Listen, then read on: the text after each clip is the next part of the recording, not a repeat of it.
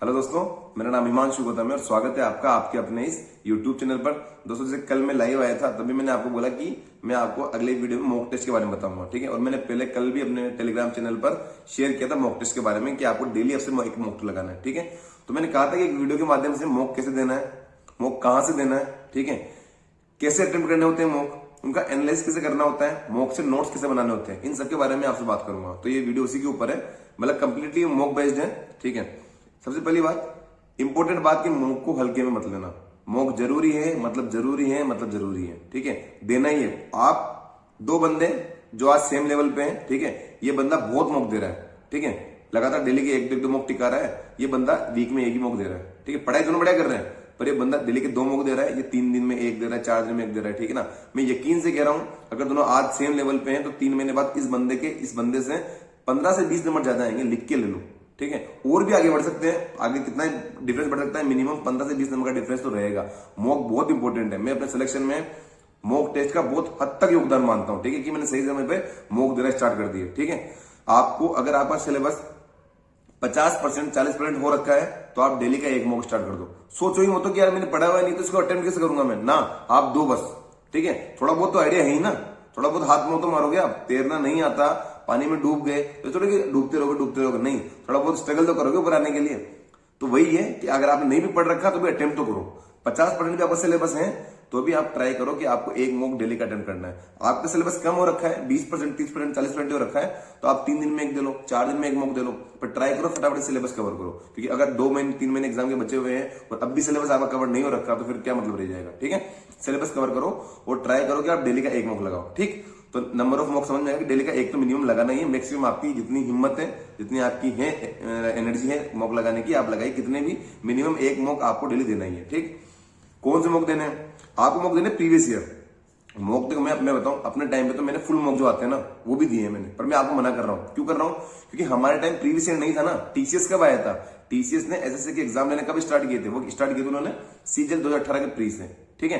तो उसके बाद में आपको मॉक लगाने, ठीक है। 18 के बाद जितने भी एग्जाम हुए एसएससी के, उनके आप मॉक लगाओ। सीजीएल लगाओ 18 से 22, अगर वो हो जाए तो सीएस लगाओ 18 से 22, वो हो जाए तो सीपीओ लगाओ, ठीक है। ये मॉक अच्छे हैं। तो कौन से मॉक लगाने भी समझ में आ गया। और इसके बाद बता रहा था आपको कि अगर आप जैसे ऑनलाइन कहां से लगाए मॉक, ठीक है, 2 सोर्स है, ऑफलाइन और ऑनलाइन। ऑनलाइन टेक्स्ट बुक, ठीक है, बेस्ट प्लेटफॉर्म है। 18 से 22 आपको लाइन से मिल जाएंगे पेपर, ठीक है। लाइन से पेपर होंगे, अटेम्प्ट करो, स्कोर देखो, बहुत सारे लोग देते हैं, लाइव मॉक मजा जाएगा। ऑफलाइन अगर आपको, देखो मेरी बात सुनो, एक लेवल के बाद आपको मेंस के मॉक लगाना है। एक लेवल के बाद जब आपका प्री में स्कोर 130 140, मेंस के मॉक तब नहीं लगाने की प्री का एग्जाम दे के आ गए, ठीक है, स्कोर आ रहा है, चलो अब मेंस से लगाते हैं, तो फिर कुछ भी नहीं होगा आपका, ठीक है। आपको मेंस के लोग मॉक कम से कम 15 से 20 मॉक मेंस लेवल के आप प्री के पहले लगा लो।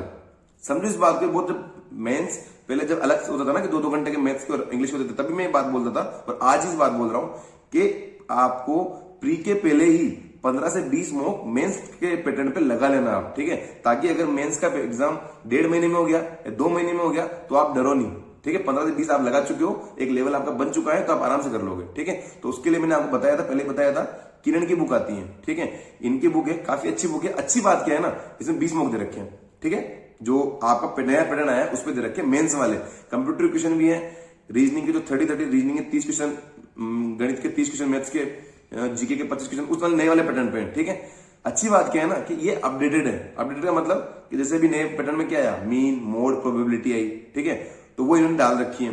रीजनिंग के जो नए पैटर्न पे क्वेश्चन आए थे सिटिंग अरेंजमेंट वाले, इन्होंने अपडेट कर दी, जिनमें बहुत से लोगों की हालत खराब हुई। स्टेटमेंट वाले क्वेश्चन, जिनमें बहुत से लोग, मेरे काफी अच्छे दोस्त है, पूरी रीजनिंग सही की पर 2-3 क्वेश्चन स्टेटमेंट वाले गलत कर दिए, तो वो वाले इन्होंने अच्छे क्वेश्चन डाल रखे हैं। जीके के जो नए वाले पैटर्न आ रहे हैं ना कि पहला सही है, पहला दूसरा सही है, सभी सही है, ठीक है, इस वाले पैटर्न में इन्होंने अपडेटेड कर रखे हैं क्वेश्चन, ठीक है। तो आपको काफी हद तक आइडिया लग जाएगा कि पेपर कैसा आ रहा है। हाल फिलहाल ये ऑप्शन है किरण वाला, तो मैं आपको ये इसके बारे में बता रहा हूं। कुछ और मुझे अदर सोर्स दिखता है तो उसके बारे में आपको जल्द बता दूंगा, ठीक है। हमारा मतलब ओनली सिलेक्शन से होना चाहिए।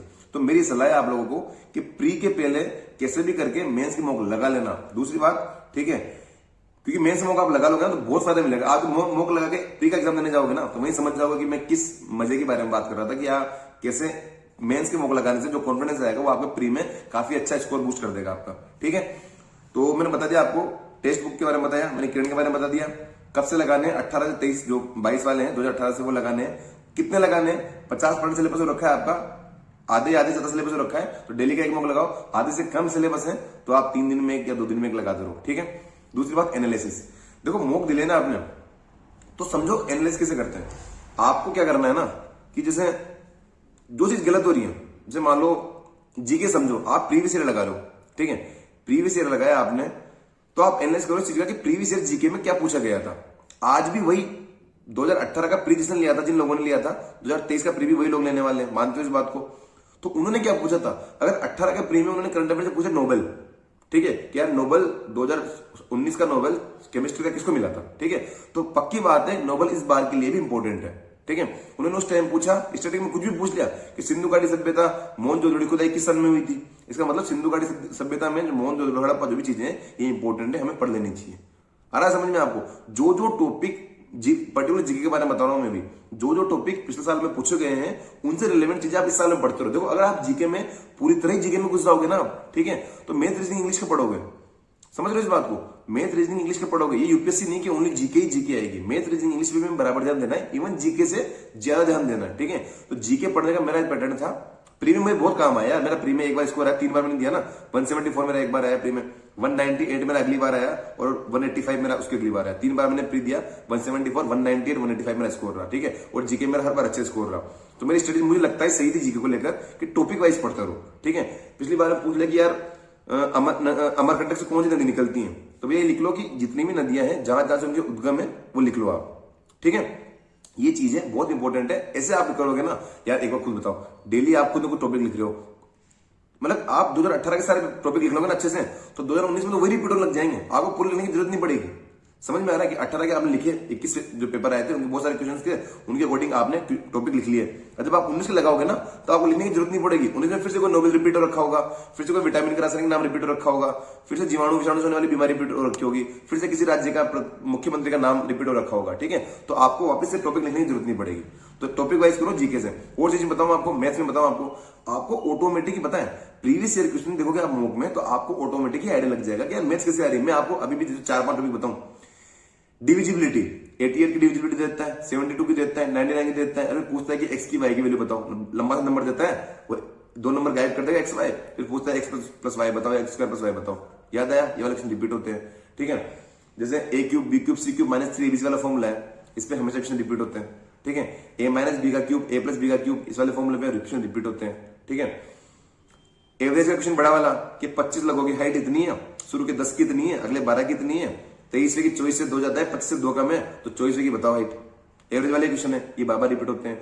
बोर्ड मास का सिंप्लीफिकेशन बड़ा था क्वेश्चन, ये बार बार रिपीट होता है, ठीक है। चीजें आप देखोगे ना तो आपको ऑटोमेटिक समझ में जाएगा कि यार पता है डीआई के तो जो 4 क्वेश्चन आते हैं ना प्री में, वो तो शुरू से रिपीट हो रहे हैं, वो पिछले 5 साल से बदले ही नहीं। पता है डीआई के आप जाके देखना, 5 सालों के आप क्वेश्चन उठाओ, वो कभी बदले ही नहीं, वो ऐसे कैसे आ रहे हैं पता है, तो वो रिपीट होते हैं। आपको रिपीटेशन का एक आइडिया लग जाएगा, आप खुद समझ जाओगे कि मुझे मैथ्स में क्या पढ़ना क्या नहीं पढ़ना, ठीक है। तो ये वाली चीज समझना। इंग्लिश में या ग्रामर में जो आपको रूल्स दिख रहे हैं, मैं हर बार कहता हूं कि ग्रामर का 100-150 रूल्स हैं, उन्हें रिपीट होता है। एक बार पूछ भी रहा था क्या ग्रामर के भैया कौन से रूल्स हैं, वो आपको प्रीवियस ईयर से देखना है, ठीक है। आप जाके देखोगे यार कि ये चीज आ रखी थी, ये रूल है, अच्छा इसको नोट डाउन कर लिया, पढ़ा हुआ है, वो आपको आपके नोट्स में मिल गया वो नोट, फिर भी आप दोबारा नोट डाउन करो उस चीज को।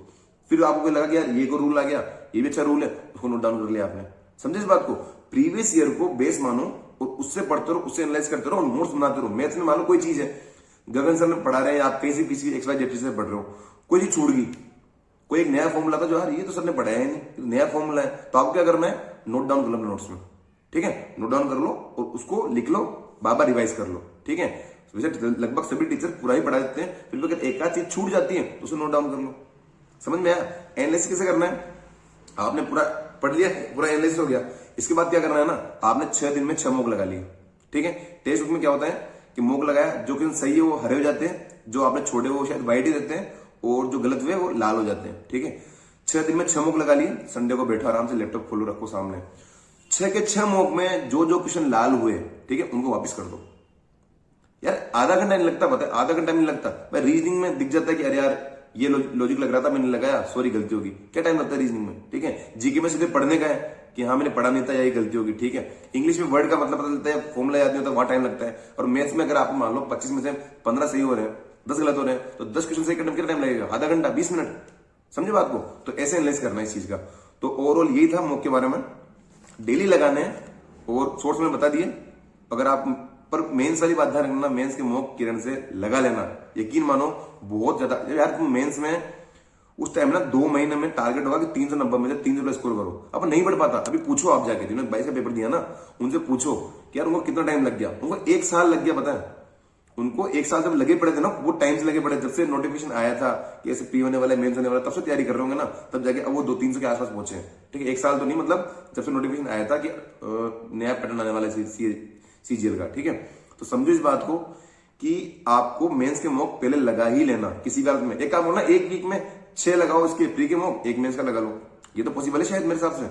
6 प्री के लगा लो, 1 मेंस का लगा लो, 6 प्री के लगाओ, क्योंकि मेन टारगेट हमारा मेंस है, प्री हमारा मेन टारगेट नहीं है। मेंस लेवल की तैयारी कर लोगे तो प्री तो एवं निकल जाएगा, ठीक है। हमारा टारगेट मेंस है, तो वो चीज अभी से स्टार्ट कर दो। कंप्यूटर से खेलना अभी स्टार्ट कर दो। खेलने का मतलब है पढ़ना स्टार्ट कर दो, क्या क्या आ रहा है। तो ये था ओवरऑल टेस्ट के बारे में, मैंने टेस्ट के बारे में बताया, बुक्स बताई, उनके लिंक मैं डाल दूंगा डिस्क्रिप्शन में।